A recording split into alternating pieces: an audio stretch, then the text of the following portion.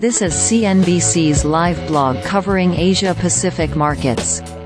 Asia-Pacific stocks fell on Monday as the Chinese market dropped due to a decline in property firms, while Japan's service inflation surged to a 45-month high. Data showed Japan's service PPI rose 2.3% in October to its highest level since January 2020 and more than the prior month's reading of 2%. On Monday, China's industrial profits continued to shrink in November, but at its slowest pace in almost a year, according to data released by the government.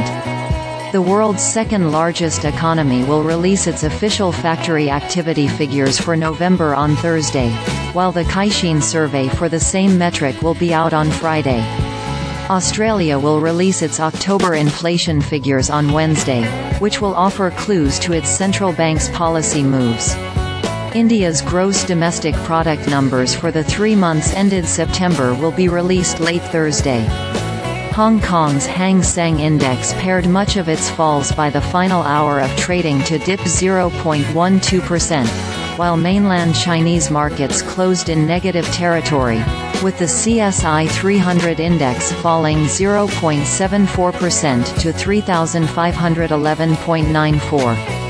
In Australia, the S&P/ASX 200 closed 0.76% lower at 6,987.60.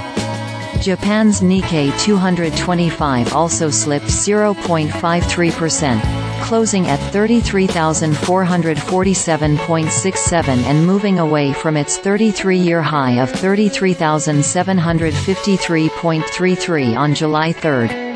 The Topix, meanwhile, shed 0.38%, ending the day at 2,381.76. South Korea's Kospi dipped marginally to end at 2,495.66, while the small-cap Kosdaq was down 0.58% at 810.25 on Friday in the U.S. The three major indexes were mixed in a shortened trading session. The 30-stock Dow rose 0.33%, while the S&P 500 ticked higher by 0.06%. However, the tech-heavy Nasdaq Composite fell 0.11%. Major retail shares rose slightly as Black Friday kicked off the holiday shopping season. Walmart and Target rose 0.9% and 0.74%, respectively, while Amazon ticked higher by 0.02%. CNBC's Ha-Kyung Kim and Fred Imbert contributed to this report. The Beijing Stock Exchange has asked major shareholders of listed companies not to reduce holdings even if they are eligible to do so, Reuters reported. Citing people familiar with the matter, Reuters said this was due to fears that such moves could dull market excitement. According to LSEG data, the Beijing Stock Exchange 50 index has largely been on an uptrend since October, registering a 1-month gain of 44.72% and 3-month gain of 44.75%.